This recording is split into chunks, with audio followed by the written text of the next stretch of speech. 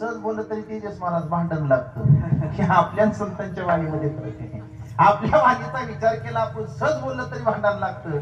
संत सहज बोलले तरी उपदेशपर ठरतं का? सकाळ सकाळ 9:30 वाजता गावातील किराणा दुकानदार उघडले. किराणा दुकान उघडलं. एका वडिलाने एका मुलाने बाबांना सांगितलं, बाबा दुकान उघडलं, नारळ घेऊन येऊ.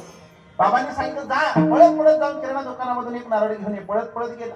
गेल्यानंतर दुकानदाराने झाडलोट केली, दिवाबत्ती करून पूजा आरती करत असताना तिथे गेला. बाबांना दप्तराला सांगितलं, दुकानदार आमच्या बाबांनी नारळ मागितला. दुकानदाराने सांगितलं, 2 मिनिटं थांब, आरती करतो आणि मग तुला नारळ देतो. आरती करायला लागला.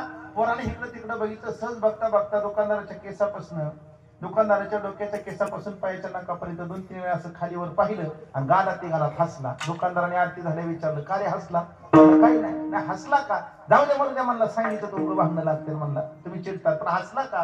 काही नाही म्हणला. सहज विचार केला म्हणला, बाबा बाबा बाबा एवढं म्हणला तुम्ही जाडजोड, उद्या याला कदाचित जर तुम्ही मेला तर म्हणला घरात बाहेर कसं काढायचं? आता काय घेऊन देणं होतं का?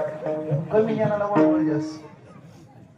त्यांनी सांगितलं बाहेर कसं काढायचं, तुला काय करायचं, जा म्हणला, नारळ देत नाही. त्याला हाकलून दिलं. ते गेला. बाबा दुकानदारांनी मला नारळ दिला नाही. त्यांनी दुसऱ्या पोराला पाठवलं. त्याचा मोठा भाऊ गेला. म्हणला, का हो दुकानदार, सकाळ सकाळ आमचा बारका भावाचा नारळ घ्यायला तुम्ही त्याला नारळ दिला नाही, कारण म्हणलं तुझ्या भावाला बोलण्याचं काय आहे, मॅनस बिनस आहे का अक्कल आहे का? म्हणला, आले आले मला म्हणतो, बाबा बाप एवढा जाडधूड, उद्या याला कदाचित मेला तर घरातलं बाहेर कसं काढायचं? जाऊ द्या म्हणून द्या म्हणला. ते वयाने लहान काय कळते त्याला, बारका काय त्याला तरी काय घेणं होतं म्हणला. समजा उद्या याला कदाचित तुम्ही मेलाच तर घरातलं बाहेर कसं काढायचं? ती म्हणतो, मी म्हणतो एवढा कुठं ना करूच तर तसा नाही निघला तर आपण तुकडं करून करून काढू.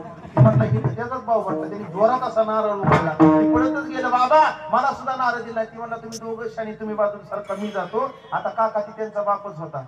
ते नारळ घ्यायला गेला. दुकानदार सकाळ सकाळ 2 मुलं नारळाकरता पाठवली, दिला नाही, कारण तुमच्या मुलांना बोलण्याची अक्कल आहे का? पहिला आला म्हणला, बाबा एवढं जाडजोड, उद्या याला कधी मेला तर घरात बाहेर कसं काढायचं? दुसरा म्हणतो, तसं नाही तर तुकडं करून काढू. बापाने सांगितलं, नावाची किती केलं तरी ती पोरच आहे. काही बोलते जाऊ दे, तुम्ही कुठे त्यांच्या नादी लागतात? शहाण्या माणसाने त्यांच्या नादी लागायचं नसतं. पोरच असेल मला बोलून गेली, आमच्या कोणाला तरी काय घेणं देणं होतं का? पहिला आला मला शहाणा, ते म्हणतो एवढं जाडजूड, उद्या याला कधी मेला तर घरात बाहेर कसं काढायचं? दुसरा म्हणतो, तसं नाही निघला तर तुकडं करून काढू. काय आमच्या गावड्यांना घेणं देणे? आमच्या पोरांनी एवढा कुठं ना करूस तर, समजा मी काय म्हणतो, जर तुम्ही मेला एवढं तुकडं करून बाहेर काढा, एवढं करूस तर वाडाच पिटून देऊ ना.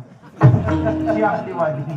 महाराज सांगतात, संत सांगतात, सहज बोलणे हे उपदेश करुणी साया सशी कविते. सहज संत जरी बोलले, संत सहज जरी बोलले तरी उपदेश ठरतो. आपण सहज बोललो ना, भांडण लागते. ही आपल्या वाणीची ताकद आहे का? संत सांगतात, अरे भगवंताचं नामस्मरण करा. रात्र दिवस नामस्मरण केल्यानंतर आपली वाणी पुण्यवंत होते. आपोआप आपला देह पवित्र होतो. तो कुमार समजला मला. देह पवित्र होण्याकरता वाणी पुण्यवंत असावी. वाणी पुण्यवंत